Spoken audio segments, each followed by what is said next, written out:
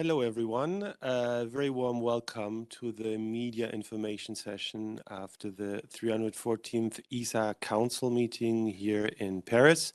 My name is Bernhard von Wey from the ESA Media Relations team. We have already by now about 20 journalists and colleagues online in the WebEx system. I hope everybody can access properly. We are very pleased to have you on board. As you know, this is a traditional exercise now after the the council meetings to give you some more details also on internal activities and processes and updates, in particular for expert journalists, but also for new ones who maybe want to discover more about the exciting missions of ESA. We will first have some introduction by the ESA Council Chair Anna Rathsman from Sweden, and then the introductory words by the Director General Josef Aschbacher. This will last around 15 to 20 minutes, and afterwards we will go into the Q&A session with the journalists.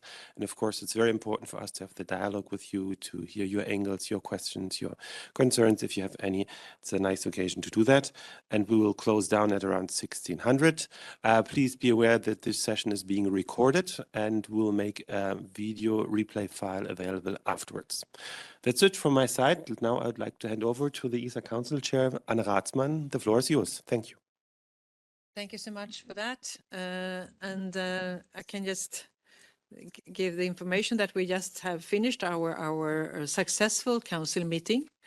We have, I must say that this is the first council meeting after the minister meeting, and you can really see that it's a high spirit among all the delegates, and that everyone is really happy about the result from the minister meeting. And I think as an overall comment that getting so much money that we got 16.9 billion euros for the next 3 to 5 years really shows the importance of space when we have this in this very difficult time. We have this geopolitical crisis and the climate and also the energy crisis. So I think people more in general really understand the importance of space, and I'm really happy for that, because space is good for us on Earth, and we should use it in the best way. The infrastructure, we have that. So what we've done today is really to start to the work to implement what has been decided during the minister meeting, and there are a lot of kind of decisions that is needed. A lot about how to be able to do this, and one of the decisions has been that we is to decide to employ 200 more staff positions at ESA. And this because we have now money financial for much more programs that is really important. So this is good news, I think, for everyone involved in the space community. We also have made some very important decisions this morning about 2 new program directors, and is the director for science, and there we have decided to employ Professor Carol Mandel from UK. She has been a professor at University in Bath, astronomy and astrophysics. And the other one is the director for technology, and here we have employed Dr. Dietmar Pilz. He's from Germany, and he's from Airbus, and the site in Friedrichshafen, and has a long career within space. So we're really happy with that, because we have had a quite long, extensive process to find these 2 people, and it's also involved a lot of interviews and assessment and things like that. So I think the process is very stable and valid, and we'll really look forward to work with these 2 new directors and welcome them to ESA, of course. So, and as I said in the beginning, I think the spirit is high, and I think everyone they are tired, because this year has been very exhausting for everyone involved in space, and especially within ESA due to this minister meeting.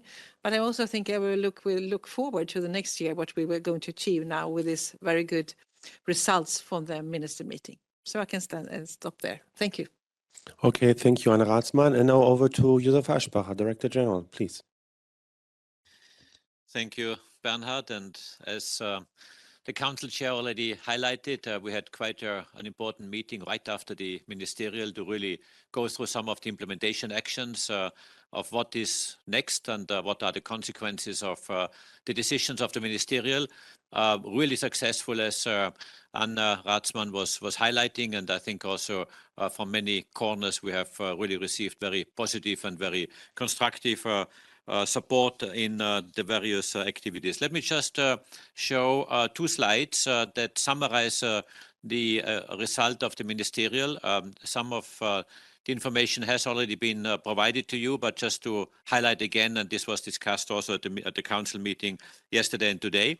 So this is the budget, the funding distribution in different domains. You have seen a similar diagram at the press conference right after the ministerial conference, but in this case here you see a further breakdown into some of the activities. Take the red colors as an example. This was just labeled exploration in the press conference slide, and as you see here, we have broken it down into activities like the ISS, which means the operation of the ISS, the science, and the various activities related to our commitments on the ISS. As I've already said at the press conference, we have obtained the commitments from our side to provide our support until the 2030 timeframe, together, of course, with all the other partners. Then you see here the moon activities related to moon, which in particular is EL3 or Argonaut and Moonlight.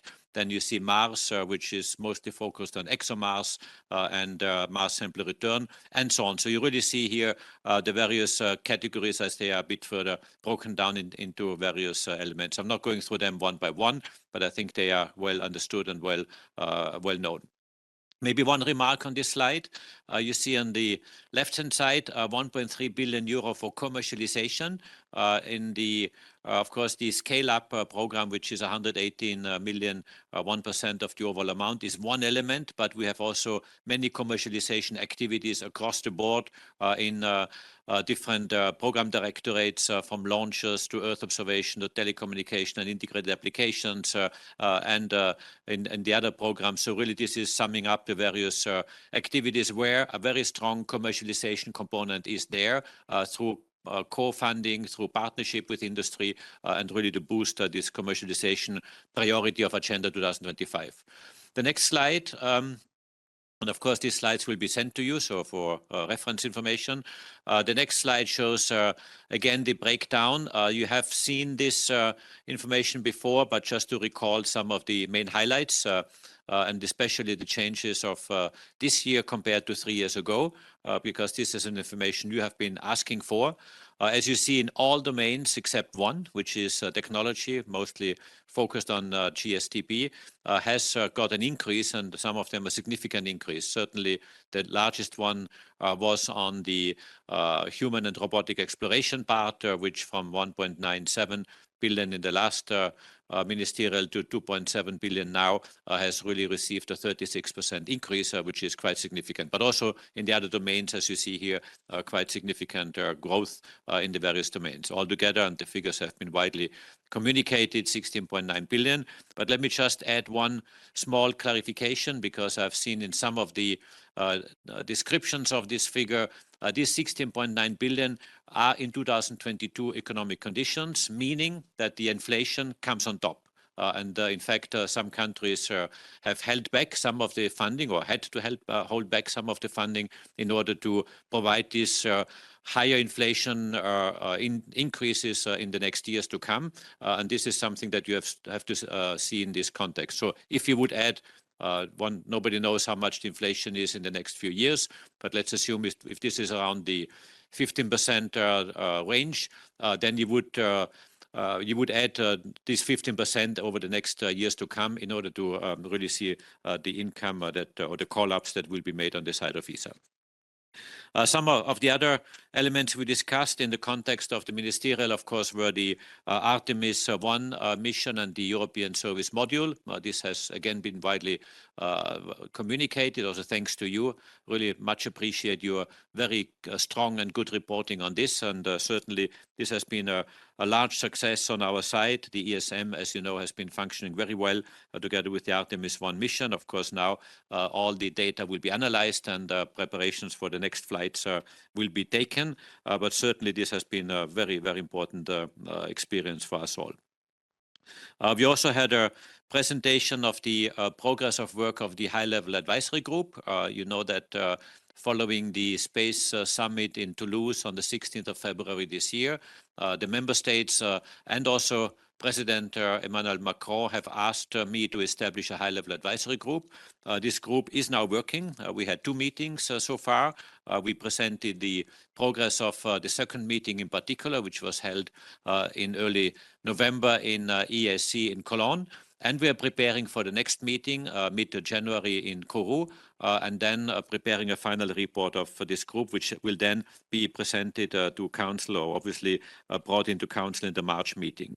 We had one of the members of the group who was presenting some of the elements discussed last time, who is Erling Kage, who is an explorer who was exploring the North Pole, the South Pole, and the Mount Everest on foot, and being the first and only one having done this. And he really gave his view from an explorer's point of view. In fact, he was saying we are all explorers, whether on the Earth or into the universe. And this is certainly something that has been a very strong resounding message. I should also mention that Anne Rathsman, ex officio, is also a member of this high-level advisory group. And of course, she is probably the only real space expert in the group, because the others, as you know, are selected to be non-space experts, but very eminent people in their respective domains.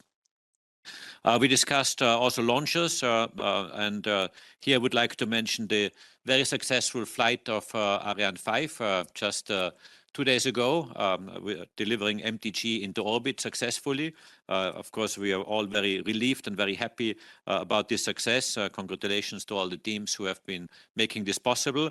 We also had some other discussions related to launches, in particular an agreement on the Kourou ground facilities was adopted at this meeting today. And we had a discussion on the implementation of the joint statement, which was signed by the 3 ministers of France, Germany, and Italy just before the Ministerial Council, and what the next steps are in order to implement this joint statement on the side of ESA with all the member states. We also signed another agreement on the side of Council, which is an agreement with the International Space Science Institute, which is located in Bern. We have actually a long-standing cooperation with this institute, but we have inserted the funding of this institute in our basic activities, again agreed at the Ministerial Council, and the agreement itself was adopted at Council today, and it was signed over lunch just at the end of Council. We have also adopted another agreement where ESA works together with the European Commission, especially on Copernicus and building up capacity in the Philippines, where the Philippines will be using the Copernicus data through projects where ESA is providing assistance to the European Commission to implement them. On the ESA internal matters, already mentioned by Anne Rathsman, the 2 new directors. From my side, of course, I'm very pleased and very happy to welcome them in our team of directors. This is extremely important. Very much looking forward to both of them joining our team. The start dates will be early next year. We are just discussing, or they are discussing with their employers the period of notice, but I expect them to come really in the springtime next year to join the ESA board of directors, the executive board of ESA. It was also mentioned that we had very important decisions on the staff resources, because we have got new projects to initiate thanks to the very good and strong subscriptions of the member states. So we need additional staff to do that. And Anne Rathsman already mentioned the 200 new positions, which are, of course, important to really manage the workforce appropriately. Another important decision made also today was on working conditions, in particular to extend the parental leave also to young members of our staff, the young graduate trainees and the research fellows, in order to have similar or the same conditions as the more senior staff. And this was a necessary measure, which I'm very happy to report that we have done this. We had some decisions on the common infrastructure plan, some of them related to buildings and infrastructure, but also for the first time we are funding or putting in place a high-performance computing system, which we will use to develop algorithms and for research and development purposes, and also other decisions that related to the digital transformation, which we are pursuing very strongly through dashboards and other measures that we are putting in place. Maybe also worth mentioning is a decision that was taken at the ministerial is to renew and refurbish some of the buildings in ESOC and in ESTEC in particular. Actually, this is quite a major infrastructure project which we will be starting to get new buildings, replacing old ones. And this is certainly something that is a highlight for the workforce, but also making sure that our infrastructure is up to date. Last, I gave a short glimpse on the outlook of what comes next year. I don't want to preempt the press briefing which we have together in January, but just a couple of words of what will be highlights for 2023, more from a programmatic point of view. Of course, we will implement all the projects and activities that have been decided at the ministerial or continue the ongoing projects, which is, of course, our priority. But also we are implementing the actions on Agenda 25, and one of them is a second Space Summit, which we are preparing for the November timeframe to be held under the ESA presidency of Germany and the EU presidency of Spain. And we are preparing a roadmap to get towards this Space Summit with Council working groups and several meetings and events that will take place in order to really focus our arguments and our discussion related to human and robotic exploration. I think I will stop here from my side, just with a very short word on thanks to certainly the member states of ESA who have made the success of this year possible. I think it was a good year for ESA, a very good year for ESA, a very intense one.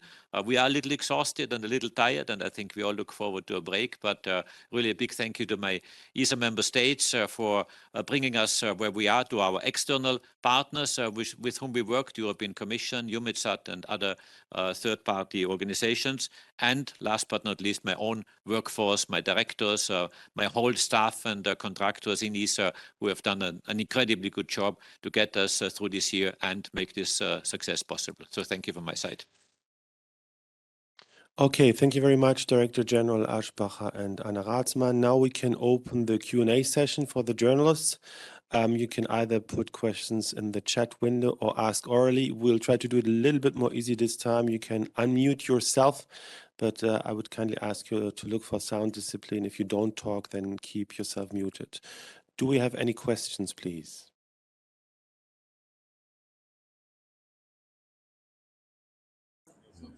Yes.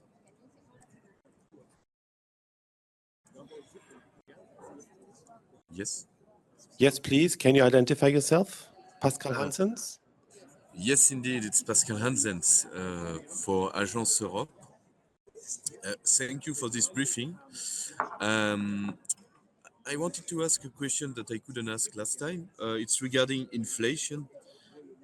If I apply the inflation on the budget, which has been agreed not this year, but in Sevilla, in 2019, does it mean that at the current value, it would have been 15 billion euros? That's my first question. Maybe you can answer to that one. And my second question is on the connectivity project.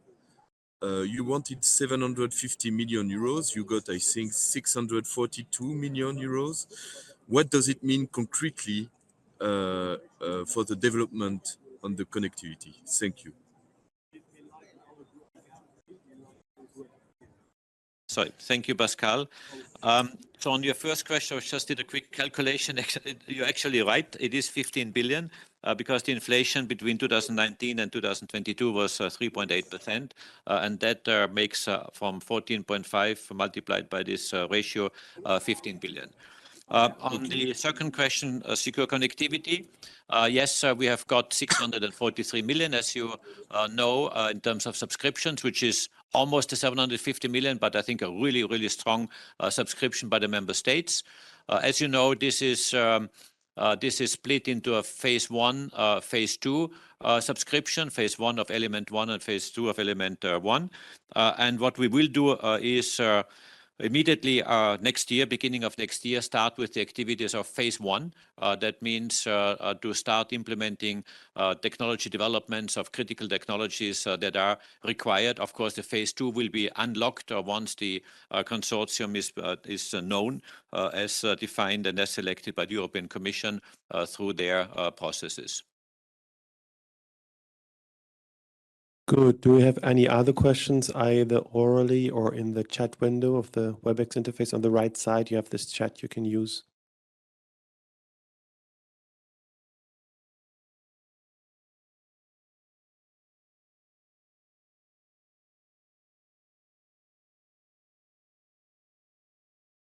Oh, Peggy Hollinger from the Financial Times asking, can you talk about your ambitions for the commercial activities this year?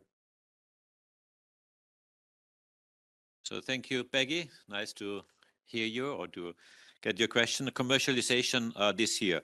So yes, we have done really a lot. I've mentioned the subscriptions in the various programs, and I think they are already quite significant. But what we have also done, and some of you know, we have established last year a directorate for commercialization, industry and procurement.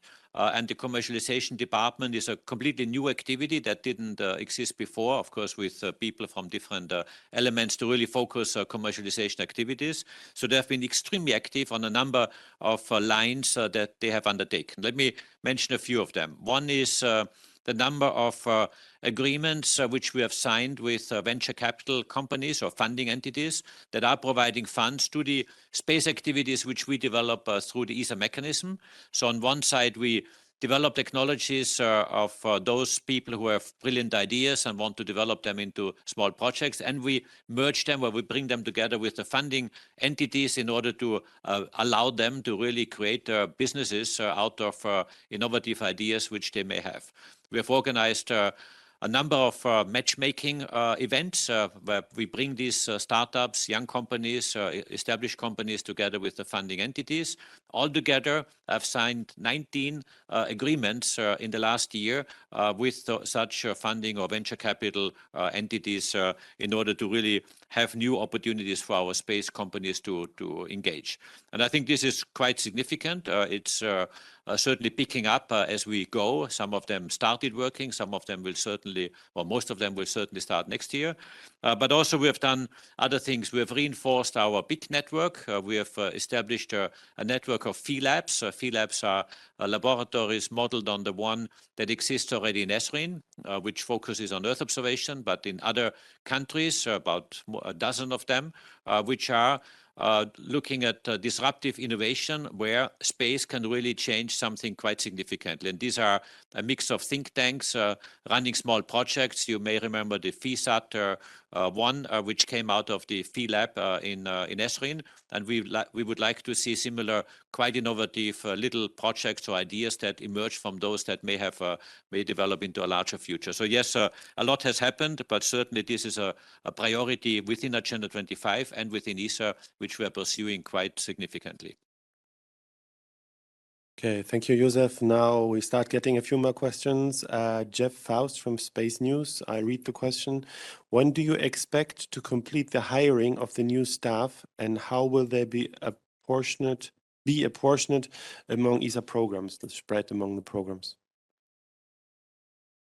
Yeah, thank you, Jeff. Very good question. We will start the hiring very soon. So we will start, of course, releasing the VNs, as we call it, vacancy notices or JRs, early next year. One thing that I would like to mention here is that next year will also be a year where I would like to focus on the transformation of ESA as an institution. And this has two elements. One element is the strategic orientation of ESA, making sure that ESA is well set up in order to meet the challenges which are out there, either from commercialization or relations among the various partners or other elements that drive our evolution. And certainly space is undergoing quite a significant change right now. And I would like to make sure that ESA is well positioned to address them through its internal structure and way of working. And the second set of measures we take are to simplify or speeding up our internal procedures, and there are quite a number of them where we would like to be simply more dynamic, faster, and more responsive to work with space industry. And one of them, one of these measures is time to hire. So how long it takes to hire new recruits.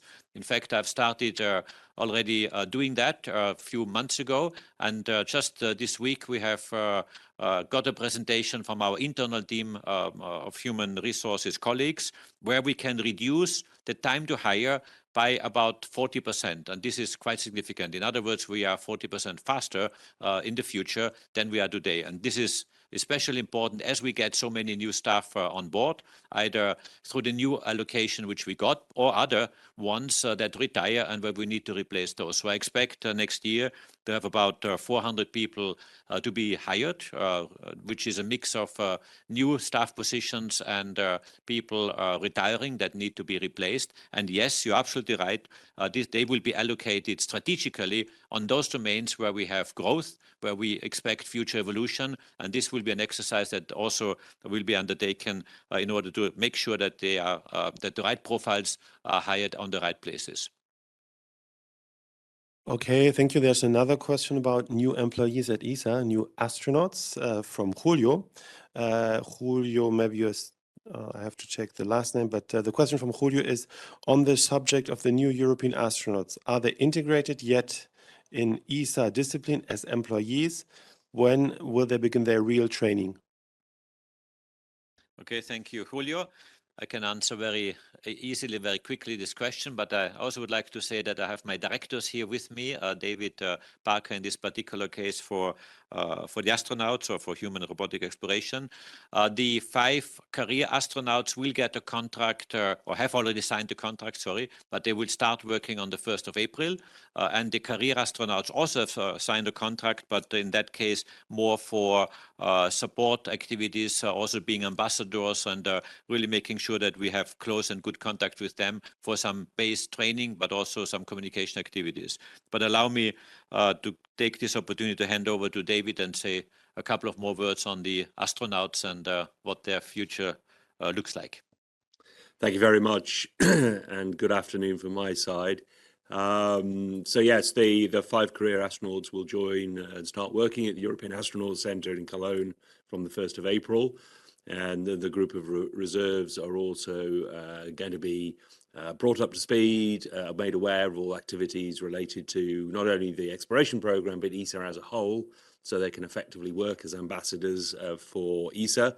And in fact, some of them are already participating in events at national level and already started to contribute to the work of the agency. And the important point is that as a result of the decisions made at the Council of Ministers to continue European participation in the International Space Station, it also means that there are the prospect of the flights for these astronauts to partake in the next second half of this decade, basically. So it's a very good news all round. Thank you.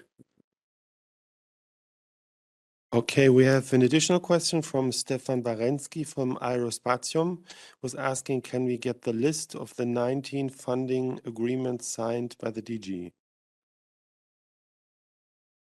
I don't have, thank you, Stefan. I don't have the list in my head, as you can imagine, but I'm very happy to share it with you. I will ask my Director of Commercialization, Industry and Procurement, Geraldine Nasher, to provide the list via Bernhard to you. Okay, thank you.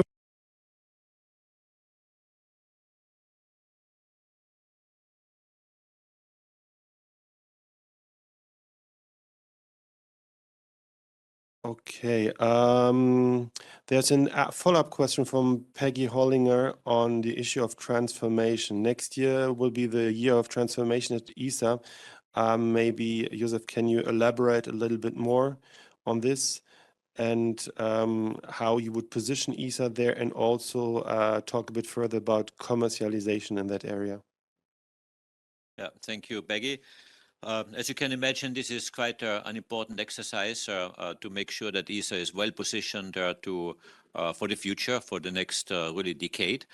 So what certainly I will do is, and this of course is work that goes with my member states and with my internal colleagues, but also with the help of maybe some external consultants to really look into, as I said before, into the strategic orientation of ESA, making sure that we are well placed in order to meet those challenges of the future. You mentioned commercialization. That certainly is one of them that changes our way of working quite significantly in terms of contracting, in terms of speed to react, to interact with some of these new companies, in terms of procedures, documentation required. There are many things that are being addressed. Another parameter, which maybe I can explain, is time to contract. I mentioned before the time to hire, but also time to contract. That means the time between issuing a contract, between starting or announcing that the contract will be issued to industry, with all the processes going to the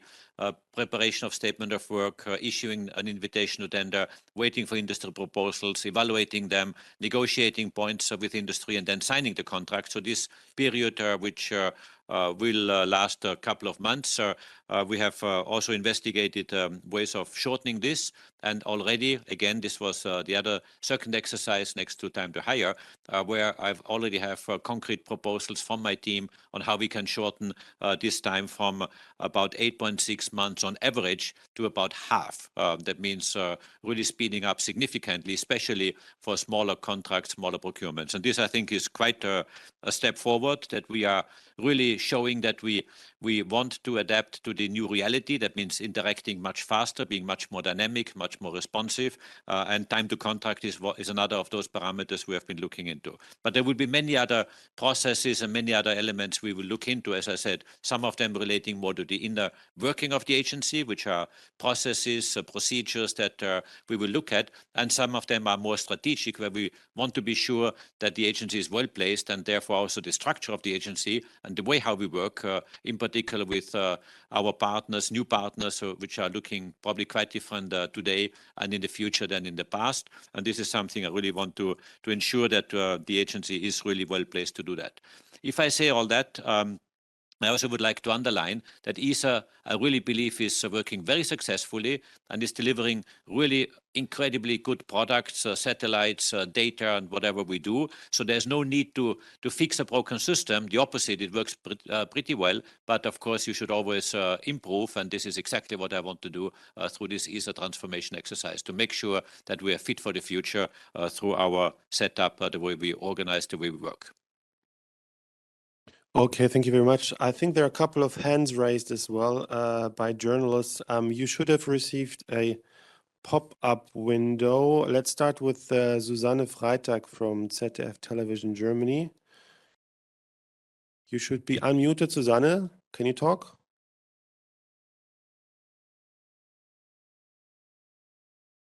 Hello? Do you hear me? Yes, now it works. Okay, fine. I would like to have some information about the human spaceflight plans of ESA or Europe. Can you give some sort of a time impression? When will we know if ESA and Europe decide to send men to space? Is this already in your plans? When does the high-level advisory group will help you, or will give the possibility to put this timetable further on? And do you have new informations about the Artemis plans to send Europe astronauts on these missions for Artemis? Okay, thank you, Susanne. 2 points, human spaceflight roadmap. So yes, as mentioned, and as you know, we have started the work of the high-level advisory group. I have to say this is a really constructive and a very inspirational work, listening to eminent representatives from society who are well known and very big, have a big profile in their own disciplines, but not coming from the space domain. And this was one of the criteria that we applied in selecting them, with the exception, of course, of Anna, who is an ex officio member of this group. And this is really an extremely interesting exercise to discuss with them, and they look at all different aspects, and not at the space part, but more the societal impact, the economic impacts, the geopolitical impact. Space diplomacy is a very important discussion, but also inspiration and keeping young talents in Europe, or giving opportunities to young people in Europe rather than avoiding that they are going to other places outside Europe to find or realize their dreams. So there's really a very healthy and a very interesting discussion that takes place right now through this group. As I mentioned, we plan to have the next meeting in mid-January. The final report will be prepared for March for our council discussion with our member states. Of course, I make sure that the member states are always involved, closely involved in this process, not only through the presence of Anna as the chair of ESA Council, but also briefings that we give to the member states along the way. So this is really a process where these external people feed into our member state decision mechanism. So what's happening next? Of course, we will work on different options, on different scenarios, which I really want to be quite, I would call it disruptive, or quite interesting scenarios that will look on how and what Europe could do. And so don't expect me now to have these scenarios ready, because they have to be elaborated with a number of different people and different groups, not within ESA, but also with external partners. And this exercise will start sometimes early next year, and will certainly go into summer next year, because there we need to look into architectures, options, financial aspects, cost aspects, funding aspects, and so on.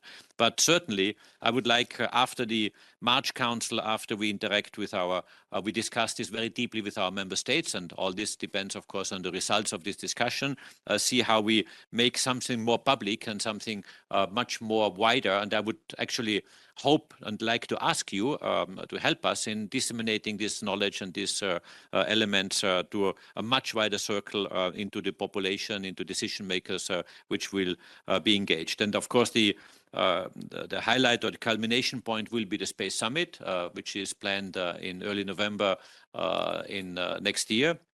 And that will be, and all this depends how the discussion goes, a point of reference where we will prepare decisions, if that is the conclusion of this process, for decision makers to take how Europe wants to proceed.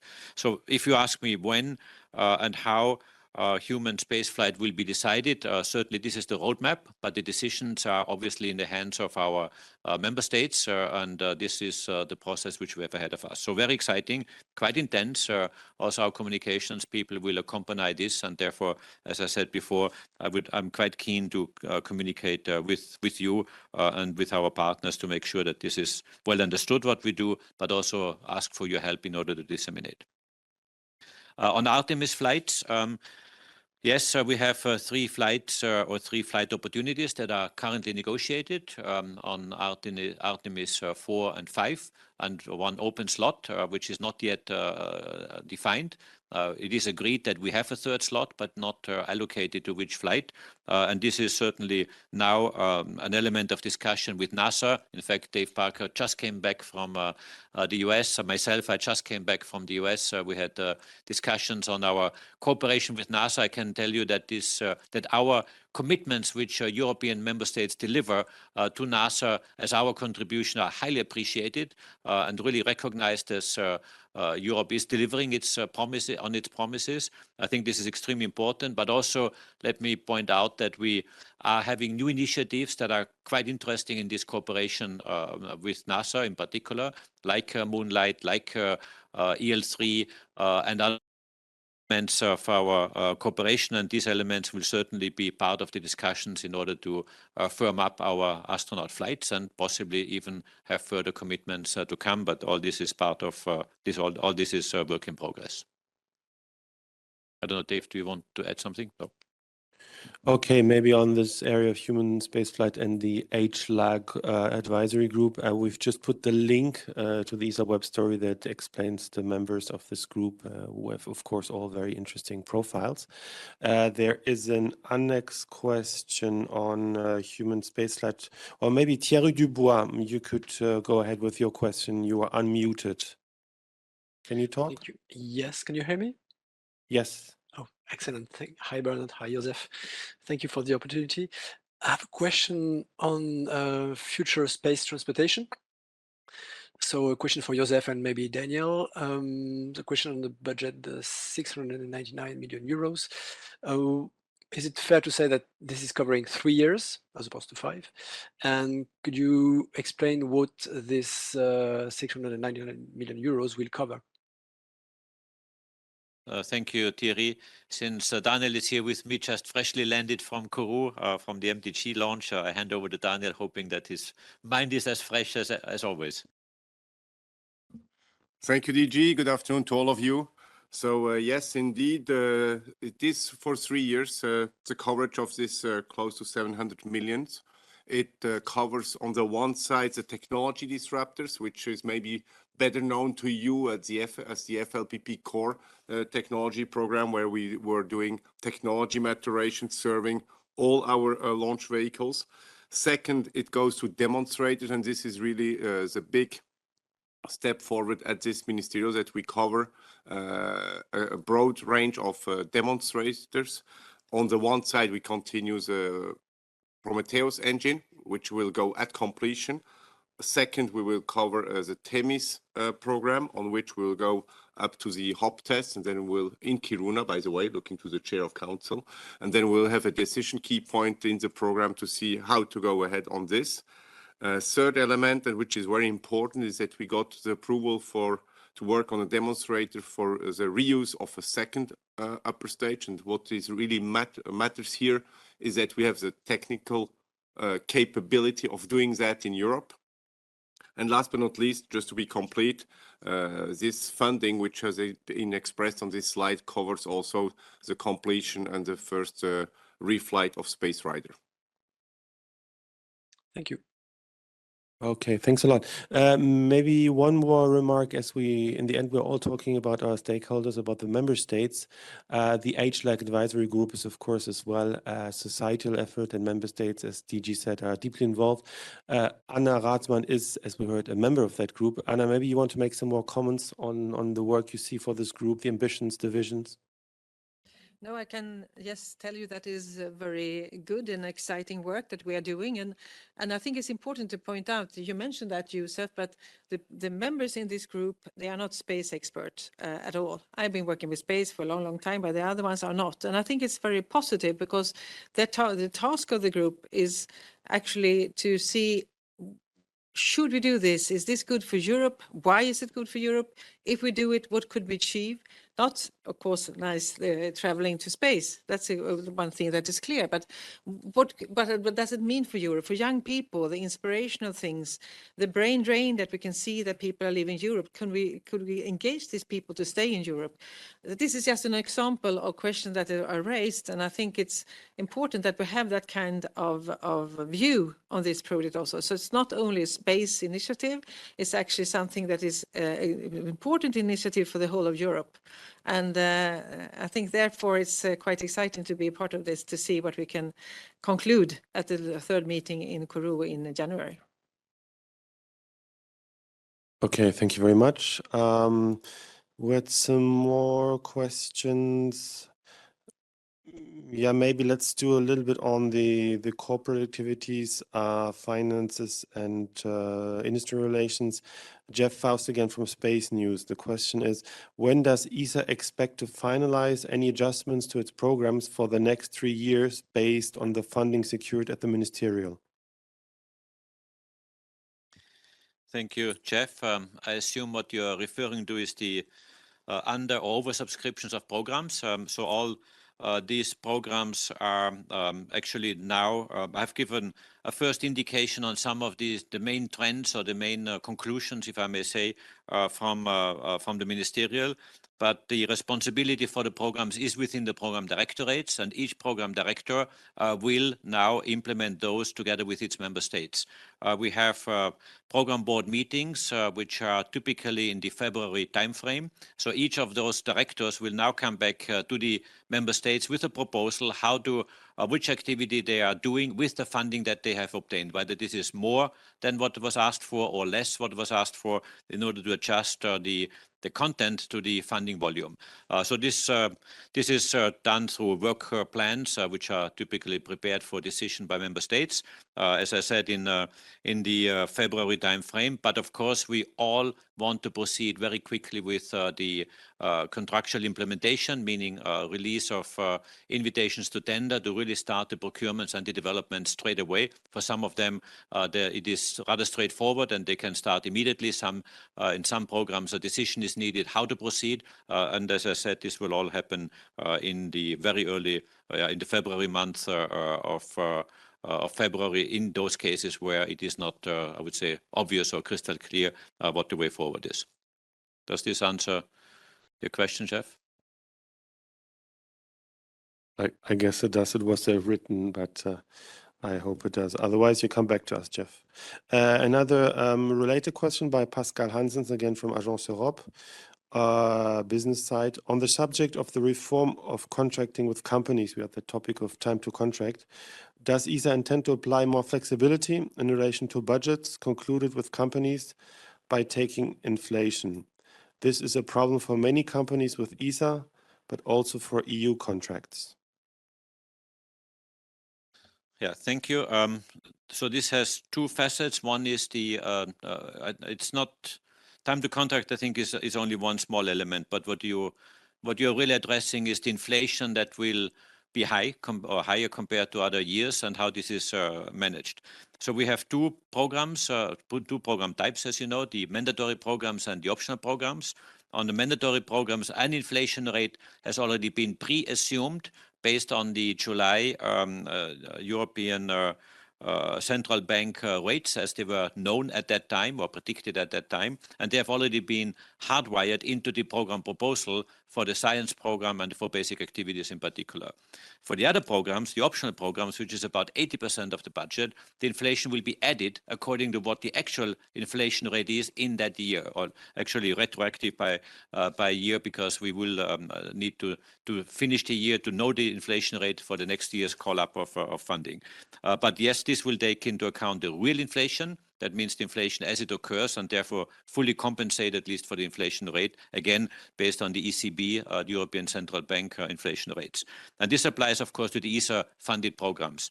For those elements that are funded by the European Union, which you have also addressed, of course, is a different mechanism. We need to get back to the European Commission and inform them or see with them how we can handle inflation on those cases. And this is a different way or a different mechanism, because the automatic inflation update that we do in ESA programs does not exist in the FFPA, the Financial Framework Partnership Agreement, which was signed last year in June. And there we need to get back and invoke separate mechanisms. And this is really in the hands of the European Commission, how we can resolve that. But I can assure you that we are in discussion with the European Commission how to address the inflation for the EU-funded part of the projects. Okay, one more question in the area of corporate or human resources news from Niklas Zaboy from FAZ, Frankfurter Allgemeine Zeitung Business in Paris. Can you say more about the primary tasks of the new director, DTech, Dietmar Pils? What new focus can be expected? Yeah, the new director, of course, will continue the good work of the current director and the previous director. The current acting director is Torben Henriksen, and he will have two functions. One is to be director of the Directorate of Technology, Engineering and Quality, in short, the DEC, but also be the head of establishment of ESTEC, which is, as you know, the largest establishment of ESA. About 3,000 people are working there. So in addition to his directorate's responsibilities, he will be the head of establishment, which deals with infrastructure management, health and safety of staff on site, and many other issues that are related to it. So yes, he will, his task will certainly focus on, as director of tech, to make sure that that he or the directorate is providing the technology support, the technology development, which we are needing in all the programs, in all the projects as we are running them. As you know, we have a very strong matrix structure. That means the people from tech are supporting the program directorates in a matrix structure, and this matrix structure will be provided, or the people will be provided through the tech directorate, in addition to some of the activities that are carried out by the directorate itself, in particular related to IOD, IOV demonstrators, of course, many other functions that are related to technology development per se. Okay, we hope this answers your question. A very similar question now from Peggy Hollinger from the Financial Times. How about the new UK-rooted Director of Science? Yeah, thank you, Peggy. Similar answer. The new Director of Science will continue the good work of Günther Hasinger. Günther Hasinger is retiring, as you know, by March next year. The new director will hopefully have a very short overlap with Günther. I would hope that the starting date could be on the 1st of March. And yes, we'll continue to manage the Directorate of Science, which, as you know very well, is a very important one, is funded through the mandatory program, and certainly a number of quite exciting missions and activities are to be implemented, and of course develop the future. One element which I certainly will discuss with the new director is that the science budget as we have it today, and this was also reported by some of you, is rather stable compared to the optional programs, which are increasing over time, which is of course good news. But the science budget is rather stable in terms of purchasing power.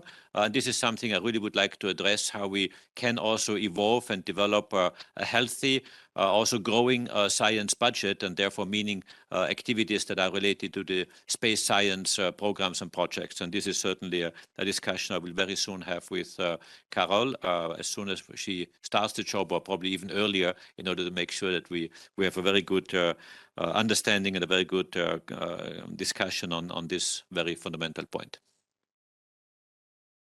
Okay, we have, I'm looking at the time, we have 9 minutes left. Let's go a bit more back into the exploration area. Stefan Barensky from Aerospatium is asking, any news from your trip to the US regarding NASA's support to ExoMars? Thank you, Stefan.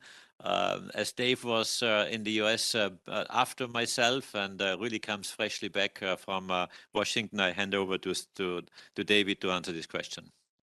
Thank you very much, Stefan. Yes, indeed, I'm still slightly jet lagged. What I was over there to do was to report on the outcome of the ministerial to both our colleagues for exploration, Jim Free and Thomas Aschbacher for science, and really look at the survey, all of the different cooperations that we have, and more importantly, report the decisions the ministers took. So basically, I was on ExoMars informing Thomas of the decision that was made, the very, very strong support from the member states to go forward to recover the ExoMars Rosalind Franklin mission. We love three-letter acronyms, so the teams are already calling it the RFM. And so from Thomas's side and the science program side at NASA, they will now look at how they can support the recovery of the mission. I think it's just far too early to report any decisions, but they're fully aware of what we're seeking by way of support, and all I would say is the discussions were positive. Okay, thank you, David Parker. One more related question on space flight and transportation from Eduardo Giammarino. I hope I pronounce your name correctly. Question is ESA expecting an increased launch cadence for its astronauts on board US missions while the future space transportation budget will be spent? Do you have an estimate number of European/ESA astronauts flying on Artemis? Yeah. Hand over to Dave again. Thank you very much. So to break that question down, most of our astronaut missions have been and will continue to be to the International Space Station. So roughly through our contributions, we're an 8% participant in the ISS. So we secure one astronaut flight, slightly less, about 0.7 per year. So every 14 months, let's say 15 months, we have an astronaut opportunity. We've had a unique situation because of strong additional contributions being made on the development of the European Service Module, 3 flights in a row. But that's not typical. The next flight will be Andreas Mogensen next year to the International Space Station. And therefore, we will continue at that cadence, roughly one flight every 14 to 18 months for the foreseeable future. And then on the other side, on the Artemis mission contributions, the 3 astronaut seats that we have agreed already, basically NASA has to now go forward with planning Artemis 2 and assigning the crew for that. But as the DG has already said, we expect astronaut flights to the Lunar Gateway to be associated with the delivery of our contribution. So Artemis 4 will deliver the International Habitation Module. Artemis 5 will deliver the refueling module. And those are the 2 main elements coming from ESA. And the 3rd flight is to be decided. Okay, thank you again, David Parker. We have one more question from an area we haven't touched so much yet. It is the topic of space safety and maybe also resilience, robust European systems, and it may even go as far as the topic security, because there's one question from Pascal Hansens again from Agence Europe on the context of the structural changes at ESA, and if there were also links to security and defense issues, and if we work with the EU on this, as right now the mandate of EU and ESA is different in that area, and also there is not a complete match of ESA member states and EU member states. Maybe can DG start and also the Council Chair for member states make a comment, please? Okay, thank you, Pascal. Let me start. You know ESA very well, and ESA is working on projects that are not related to the defense community or responding to the defense community in terms of requirements. However, many of our projects or activities are of dual use by nature. Some of the oldest ones I quote sometimes is meteorology. Meteorology, just having launched MDG, is one satellite, one geostationary satellite that is providing observations for weather forecasts, and these weather forecasts can be used by farmers, tourists, the Air Force, or other users alike, of course, always combined with numerical weather prediction models, other information, other data, and so on. So this is one example. There's only one geostationary satellite that provides this observation. There's not one for civilian and one for the defense community. It's one satellite which is used for various purposes. And other examples where we do work, of course, also for the security community is Galileo through the PRS signal, which we develop for and on behalf of the European Union.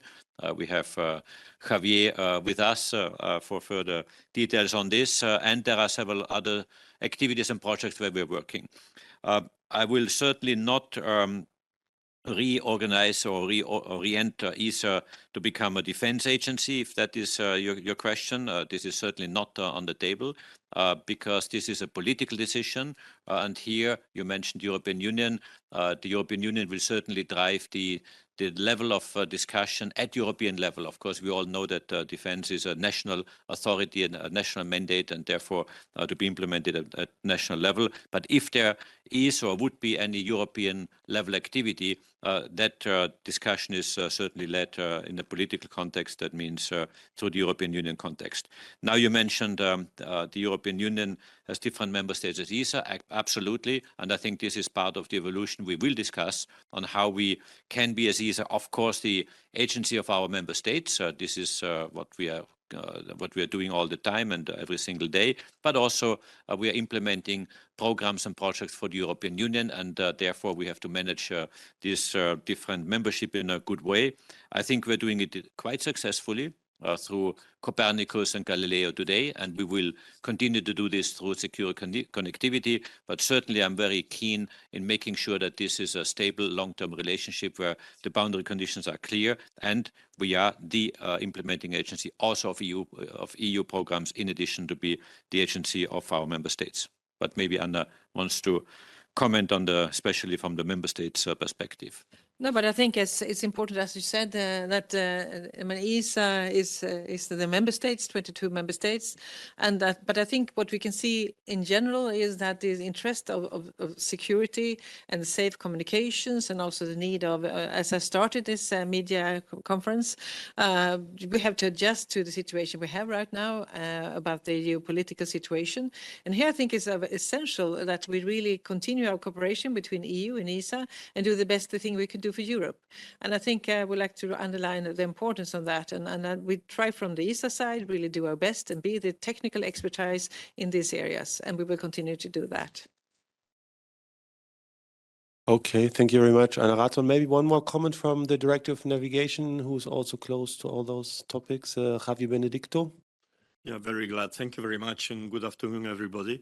Yeah, I think Galileo is a very good example of how through one single system we can single system and one single technology implementation, we can serve billions of users in the mass market domain, but we can also serve governments for very dependable applications, security, and that is a very good example. ESA being the design authority and development agency for Galileo, we are in this way demonstrating how we can serve the needs at the same time of the mass market and governments through one single system implementation. So I think this is an example which I believe we can replicate in future and put at the service of the European Union, who is now very much paying attention to development of expanding its portfolio of space infrastructure for citizens, but also for the benefits of governments. Thank you very much. Okay, thank you, Javi Benedicto, Director of Navigation. Now it's 1600, so I think we can wrap up. I think there are no more urgent questions in the chat, so I hand back to the Director General for a little summary. No, thank you, Bernhard. There's no big summary, just to really say a word of thank you also to you, journalists, and you who are communicating our activities to the wider public. Really appreciate your work. I think you're doing a fantastic job. I would like to further intensify our work together. If there are suggestions on your side how this can be further improved, I'm very much looking forward to hearing from you. But certainly would like to wish you also a nice break. You deserve also a break, just like all of us, because it was an intense year, but I think a very good year. So thank you from my side. Merry Christmas. Happy New Year. All right, that's it. So thank you very much also from the media relations team for your participation in the great interactions. Please be reminded that we will make the replay video available to you. We'll send you the PowerPoint with the budget slides, 3 of them, and also the list of the agreements that were signed. We'll pick this out of the ESA system. Thank you. Have a good day and keep in touch.